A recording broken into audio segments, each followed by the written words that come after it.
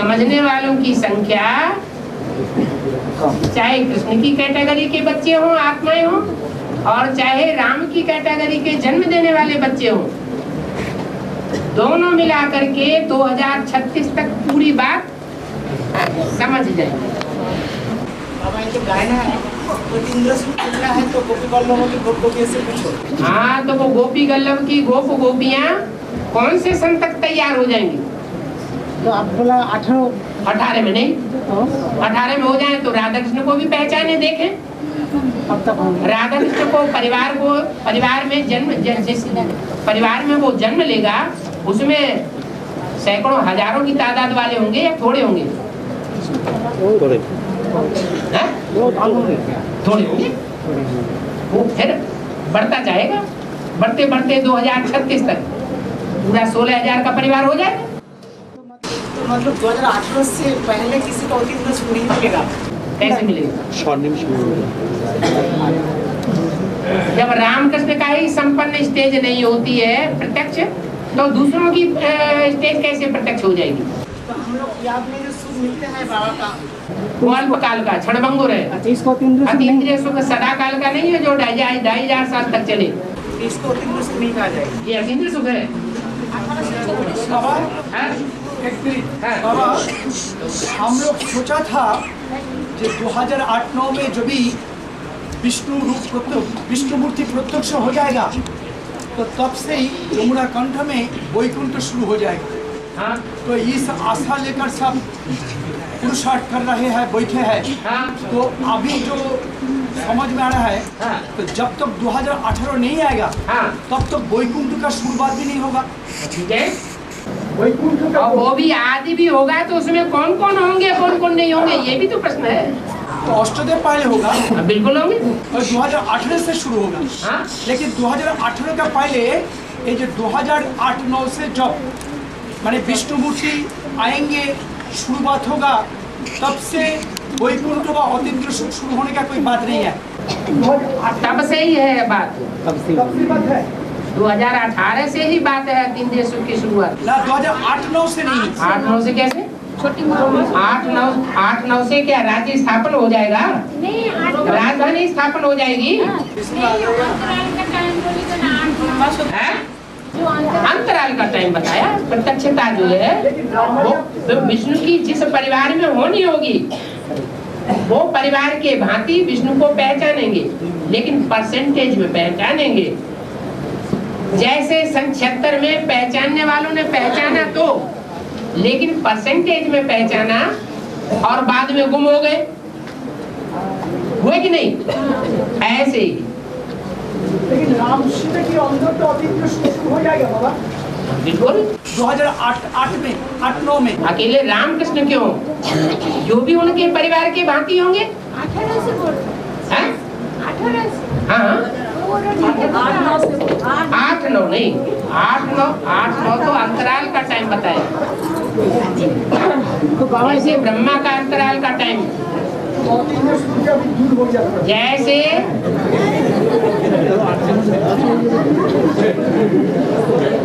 जैसे विनाश दूर होता जाता है, विनाश दूर होता जाता है कि नहीं? दीदी दादियों से पूछो तो कहेंगी बाबा पहले कहते थे 2 साल में बच्चे विनाश होना है, 2 साल में विनाश हो जाएगा। हाँ, संगठन का तो विनाश हो गया। 42-45 के बीच में जब द्वितीय विश्व युद्ध हुआ तो ब्राह्मणों के संगठन का विनाश हुआ कि नहीं हुआ ना? तो ऐसे ही बाबा ने बेहद में बोला और हद की बुद्धि वालों ने हद में समझ लिया। 18 बोलते हैं। 18 बोलते हैं। क्या विनाश 18 में कहाँ बोला? 2018 में 2018 में स्थूल में विनाश की बात है। शुरुआत होगी वो भी, जो विनाश होगा उसमें पहले भारत में होगा अकाल, बूंद बूंद पानी के लिए भी तरस जाएगी। एडवांस कोर्स का जो एडिशन हो रहा है ना, बहुत पॉइंट्स पहले जो कोर्स किए थे इतना पॉइंट्स नहीं मिला था। तो अभी जो जितना पॉइंट्स आ गया आज तक हाँ। इसका एक सीडी और कैसेट मिलेगा क्या? अरे मैंने आपका क्लास से जब सुन रहे हैं, ठीक है, जैसे कोर्स में एक कैसेट मिल रहा है, अभी मिलेगा? अरे जो लेने वाले हैं वो अभी ले नहीं रहे हैं क्या? उन्होंने बोल रहे हैं जो हम लोग एडवांस कोर्स करते थे, जो टीचर लोग हैं, तो वो जिस रीति से पहले करते थे, अभी बहुत पॉइंट्स चेंज होने के बाद ऐसा कुछ माने एडवांस कोर्स हो सकता है। वो तो ऐड करते जा रहे हैं। जो कोर्स देने वाले टीचर्स हैं वो उन बातों को जो बाबा रिसेंटली मुरली में बोलते हैं वो नए नए पॉइंट्स कोर्स में ऐड होते जा रहे हैं। जो होशियार टीचर्स हैं वो तुरंत नोट करते हैं और उनको ललक रहती है कि बाबा की रिसेंट मुरली हम सबसे पहले सुने। बाबा ये बोला गया कि ब्रह्मा द्वारा स्वर्ग का गेट खुलेगा है? ब्रह्मा के द्वारा स्वर्ग का गेट खुलेगा। हाँ जी तो ये तो 2018 में ही स्वर्ग का गेट खुलेगा। बिल्कुल नहीं खुलना चाहिए। हाँ। हम सोचा था पहले वैष्णो देवी आने के बाद ही स्वर्ग का गेट खुलना शुरू हो जाएगा, ऐसा सोचा था। अरे अकेली वैष्णो देवी कर लेगी? हम लोग भी है ना, हम बच्चे भी। हम बच्चे हैं। अरे रुद्रमाला के मणके जब तक विजयमाला में पिरोई न जाए तब तक रुद्रमाला और विजयमाला एक संस्कारों वाली बनेगी क्या? और जब तक दोनों के संस्कारों का मेल न हो तब तक नई दुनिया की शुरुआत कही जाएगी क्या? बाबा आज को मुरली में बोला तो मतलब सुप्रीसोल कृपा नहीं करते, सुप्रीसोल कृपा नहीं करते, दृष्टि नहीं देते। हाँ, दृष्टि नहीं देते, मतलब दृष्टि देते लेकिन वो कृपा दृष्टि नहीं देते। वो दृष्टि से विकार खत्म नहीं होते। विकार अब जो वो दृष्टि दे रहे हैं और वो ऐसे देख रहे हैं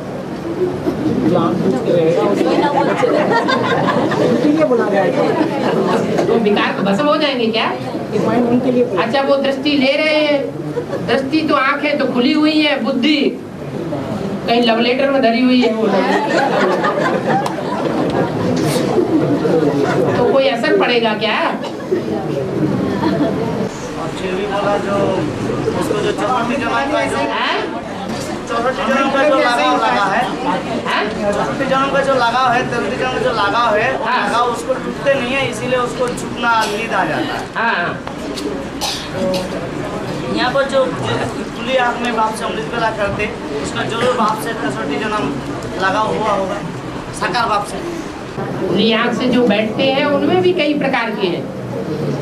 कोई तो हठयोग पूर्वक बैठे हुए हैं, कोशिश करने पर भी उनको बाप का चेहरा भी नहीं याद आता, बताते भी हैं हमें बाबा का चेहरा भी नहीं याद आता। बाबा जैसे आज ही का अनुभव है कि जैसे आज हम 1 बजे से उठा दिया, मतलब पवित्र माता मेरे को उठा दिया, जब हम उठा तो आपको तो चेहरा याद नहीं आ रहा, लेकिन सारा मुरली का पॉइंट याद आ रहा। अरे मुरली का पॉइंट किसने बोले? बाप ने बोला। अरे बाप ने इंस्ट्रूमेंट कौन सा लिया? कौन सा इंस्ट्रूमेंट लिया? मुरली में जो पॉइंट बोले गए कागज की मुरली में, वो इंस्ट्रूमेंट कौन सा लिया तो, लेकिन हमको बातें ही याद आ रहा हो। हाँ, जो हम जो पूछ रहे वो बताओ तो, वो इंस्ट्रूमेंट कौन सा था जो मुरली चलाई? आज को जो हम मतलब तुम्हें जो पॉइंट याद आए मुरली के, चेहरा याद नहीं आया? हाँ, आज को जैसे मुरली का पॉइंट आया जो उसको नींद आता। आप जो बता रहे हैं कि हमको याद आया मुरली का पॉइंट, वही है। ऐसा नहीं बदलो, जो बात बोल रहे हैं सो बताओ। पहले तो आत्मा निश्चय करो। अगर शरीर सोचेगा तो गुम होकर सो जाता है, एक पॉइंट आया। पहले आत्मा के बारे में हमको आया। हाँ, ये आत्मा के बारे में बच्चे अपन को आत्मा समझो, आत्मा समझ करके फिर बाप को याद करो। तो ये मुरली का पॉइंट जो आया है वो बोला किसने, किस मुख से बोला गया?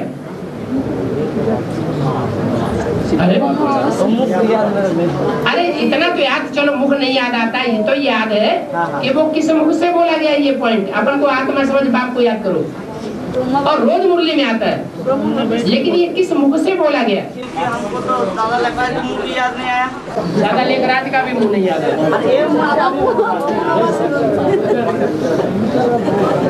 एक मूवी उस टाइम याद नहीं था।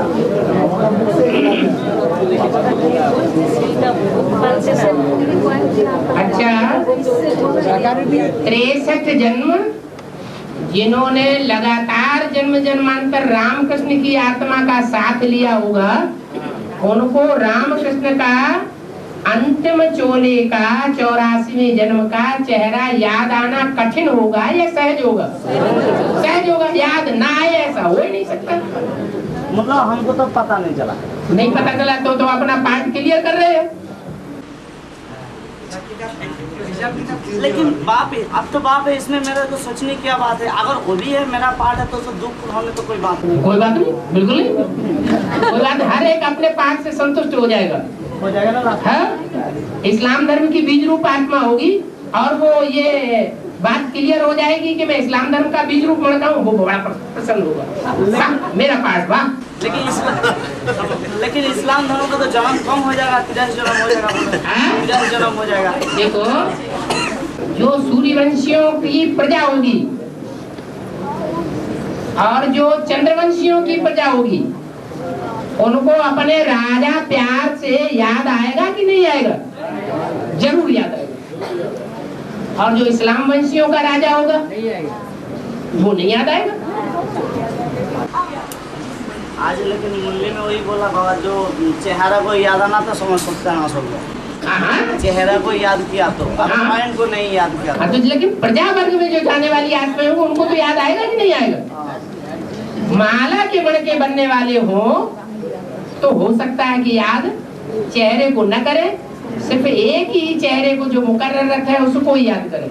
आज को मूल्य में बोला जो ये लोग पढ़ाई पढ़ेंगे। हाँ, पढ़ाई पढ़ेंगे। पढ़ाई माला वाले मणके, माला के जो मणके बनने वाले होंगे वो पढ़ाई पढ़ेंगे। लेकिन लास्ट में मतलब ये लोग डिसरिगार्ड करेंगे बाप को, इस चूल्हा को। जो लास्ट में डिसरिगार्ड करेंगे और पाला पलट लेंगे। हाँ। दूसरे को अपना गुरु मानेंगे, दूसरे को अपना टीचर मानेंगे, दूसरे को अपना बाप मानेंगे, वो दूसरे धर्म में कन्वर्ट होने वाली आत्मा है। लेकिन ये जो बात हम सुना दूसरा कोई गुरु के मुंह से हम सुना ही नहीं अभी तक। अभी तो टाइम बहुत लंबा पड़ा हुआ है, क्या परिवर्तन होता है कुछ पता थोड़ा ही है। अभी हमारी ये मेहनत होनी चाहिए, अभी भी हमको याद आना चाहिए। ये लंबा टाइम हमारा व्यर्थ क्यों जा रहा है? माया का रूप में चला जाता है। 2018 से जब संगम युगी राधा कृष्ण प्रत्यक्ष हो जाएगा, तब से क्या जे एक नंबर जो लक्ष्मी और नारायण माने नारायण विजयमाला में पिरोएंगे। जो संगम युगी नारायण होगा वो संगम युगी लक्ष्मी से पिरोएंगे। पहला जो जोड़ी होगा तो जो पिरोएंगे वो क्या स्थूल में नजदीक आ जाएगा ना, एक एक पिरोते रहेंगे स्थूल में नजदीक। ब्राह्मणों की संगम युगी दुनिया में स्थूल का महत्व है या बुद्धि सूक्ष्म का महत्व है? तो बुद्धि से अटैच हो जाना ज्यादा श्रेष्ठ है या देह से अटैच होना ज्यादा श्रेष्ठ है? सतयुग में जो बच्चे पैदा होंगे वो दृष्टि के संसर्ग से पैदा होंगे, वो ऊंची स्टेज है, या वाइब्रेशन के संघर्ष से जो बच्चे पैदा होंगे वो ऊंची स्टेज है? वाइब्रेशन से। तो लेकिन ये जो दो लक्ष्मी नारायण है जोड़ी जो पिरोएंगे, ये लोग क्या माने स्थूल में शरीर में दूर दूर रहेंगे? बड़ी मुसीबत आ गई। अरे स्थूल देह का महत्व होना चाहिए या बुद्धि के अटैचमेंट का महत्व होना चाहिए? ना, लेकिन जो भी वैकुंठ शुरू हो जाएगा, अतीन्द्रिय सुख शुरू हो जाएगा, एक एक जोड़ी नजदीक रहेंगे ना दूर दूर रहेंगे? अरे बुद्धि से नजदीक होना वो नजदीक होना है या देह से चिपक के रहना वो नजदीक होना है? शूटिंग किस बात से होगी? ब्रह्मा के संकल्पों से सृष्टि रची गई क्या? तो संकल्पों से सृष्टि रची गई या देह की बात है? ऐसे ही ब्राह्मणों के संकल्पों से सृष्टि रची गई। तो दैट मीन्स जमुना कंठ में जो वैकुंठ होगा, रानी लोग सब वैकुंठ में रहेगा और है? राजा लोग बाहर जाके सारा दुनिया में सेवा करते रहेंगे। अरे अरे राजा लोग जो हैं वो ज्यादा दुर्योधन दुशासन बने या रानियां ज्यादा दुर्योधन दुशासन बनी? तो रानियां मजा करेंगी महलों। अच्छा, और राजा लोग सब बाहर बाहर घूमते रहेंगे ठोकरे खाओ, धर्म के धक्के खाओ और बुद्धि योग से कनेक्शन करते रहेंगे। अब बुद्धि योग से कनेक्शन भले होता रहे, मर गई ठंड में।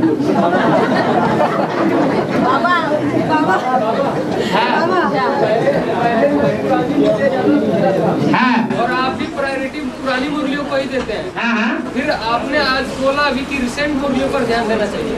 ये क्या बात हुई? ये तो उनके लिए है जो टीचर बन करके दूसरों को टीच कर रहे हैं। उनको जरूरत पड़ती है, कोई नया पॉइंट निकला तो उसको कोर्स में ऐड करना है। तो पुरानी मुरलियों का स्टडी ज्यादा करना चाहिए, नई मुरलियों का? वो तो जिसको जो उपलब्ध हो सो करेगा।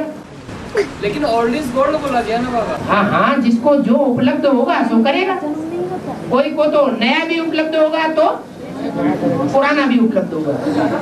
जो भीमसेन होगा वो तो सारा ही खाएगा। तो सारा खा जाना है ना। हाँ हाँ, अच्छी बात है। और हमें अब करना क्या?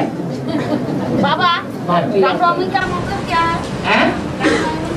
रामनवमी का मतलब? रामनवमी का मतलब है कि 8 नारायण जैसे बच्चे सतयुग में जब जन्म हो जाते हैं तो 9वां नंबर राम का जन्म होता है और इसकी शूटिंग संगम युग में होती है। 8 नारायण पहले बेसिक में पार्ट बजाए लेते हैं, फिर 9वां नंबर राम सन 76 में प्रत्यक्ष होता है। छुपा रुस्तम बाद में बोले। तो राम नवमी मनाई जाती है। 76 रामनवमी। हैं? 76 रामनवमी। 76 रामनवमी नहीं है। 76 का तो मिसाल दिया कि राम वाली आत्मा बाद में प्रत्यक्ष होती है, लेकिन रामनवमी तब है असली जब सूरज 2 पैरों को ऊपर आ जाता है, एकातीत दोपहरी हो जाती है, सूर्य तेजी से चमकता है ब्राह्मणों की दुनिया में। तो वो होगा 2018। बाबा त्रिमूर्ति को मतलब त्रिमूर्ति को प्रत्येक को वही कर पाएंगे। आज बाबा ने बोला त्रिमूर्ति को प्रत्येक को वही कर पाएंगे जो उसको चाल चलन ठीक होगा। हाँ जी। तो चाल चलन ठीक करने के लिए मतलब बुद्धि चलायमान चाहिए, मन बुद्धि मन चलायमान चाहिए। हाँ, मतलब आत्मा निश्चय। पहले तो आत्मा सोचना चाहिए। हाँ। और जब भी हम आत्मा सोचेंगे तो हम लोग का यही दिमाग में आएंगे 1936 में कैसे शूटिंग शो कैसे आया। तो पहले तो चाल चलन में ठीक होना चाहिए खुद को। तो अभी तक तो हम लोग कोई हम कोशिश भी करते त्रिमूर्ति को मतलब पत्ते को करने लगे, होता नहीं। इसका मतलब अपना ही कमी और दूसरी कमी कोई कोई हो जाता है जो किसी को समझाने में इजी हो जाता है। हाँ? कोई कोई होता है समझाने में कठिन आता है। हाँ? इसका मतलब यही है कि कोई ने बुद्धि का उपयोग सही नहीं किया है और कोई ने बुद्धि का उपयोग सदुपयोग किया है। जिन्होंने बुद्धि का दुरुपयोग किया है उनको इस जन्म में बुद्धि इतनी नहीं मिलती कि दूसरों को समझा सके। ऐसे भी होता है, कोई कोई बोलता है बाबा करा लेंगे। बाबा करा लेंगे? बोलता है बाबा तो 500 करोड़ से करा लेंगे? नहीं, यही बोलता है बाबा तो करा लेंगे। अरे दूसरों के बोलने से हो जाएगा ज्ञान पक्का? मतलब खुद को मनन चिंतन करना पड़ेगा। हमें दूसरों को थोड़ी देखना है, हमें तो बाबा ने क्या बोला, बाबा की दृष्टि क्या है, बाबा क्या चाहते हैं हमसे वो देखना है। दूसरे क्या कहते हैं, दूसरे क्या समझते हैं, दूसरों की ये दृष्टि है।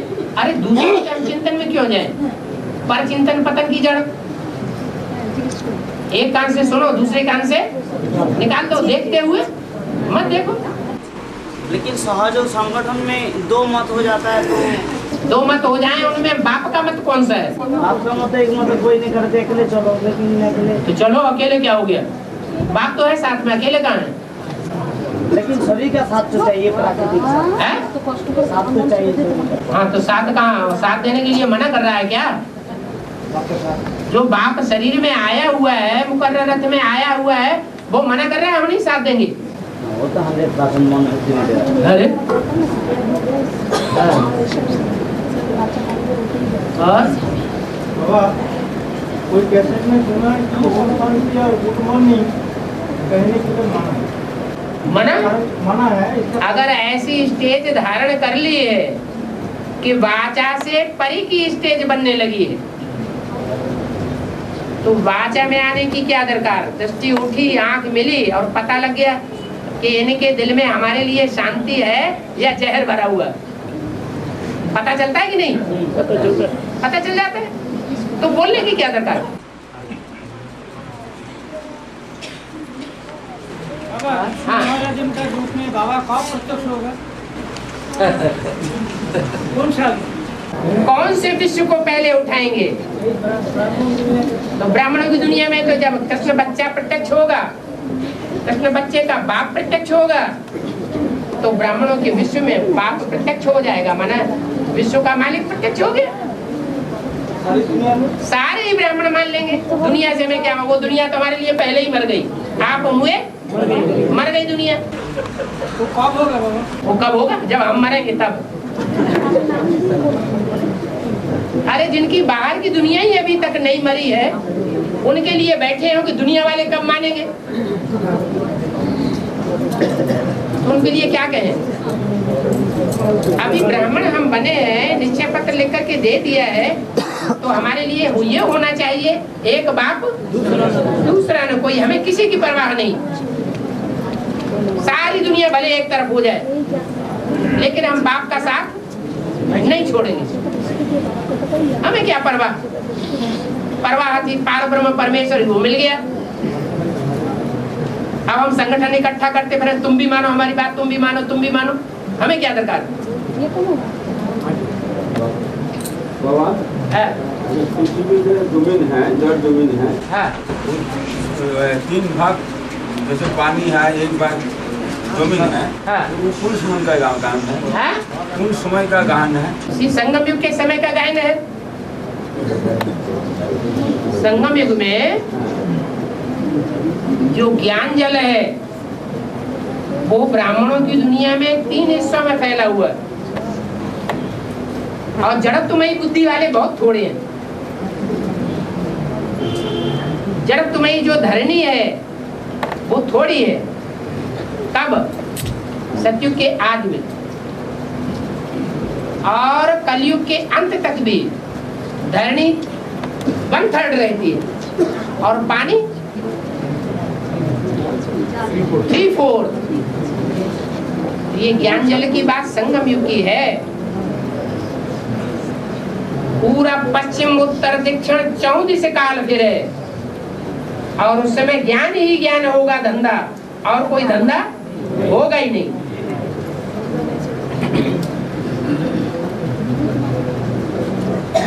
और सब धंधे नुकसान हो जाएंगे। एक ईश्वरीय धंधा, ज्ञान सुनने और सुनाने का धंधा, यही दुनिया में चलेगा। लेकिन बाबा कोई प्रोडक्शन नहीं होगा तो कैसे चलेगा खाना पीना?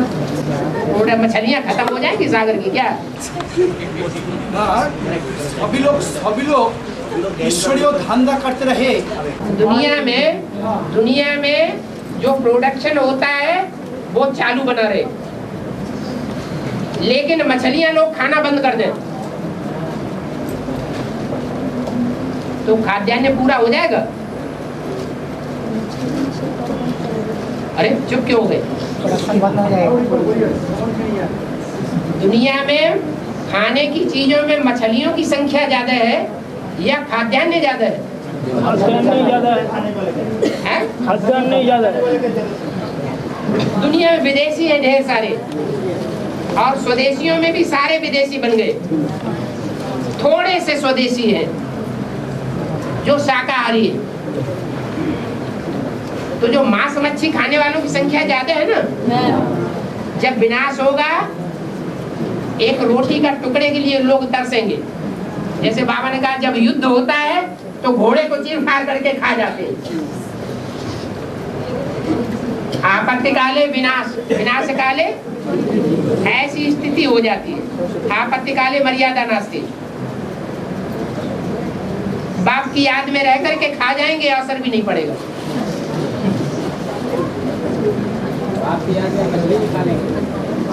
स्टेज ऐसी होगी,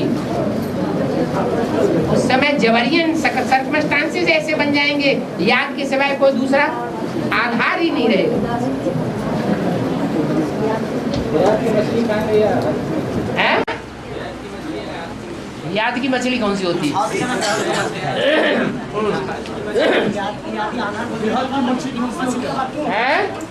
बाबा हाँ। वो बोलता है हद की मछली खाएंगे ना बेहद की मछली खाएंगे। हद की मछली हद के सागर में होती है और बेहद की मछलियां बेहद के सागर पालता है।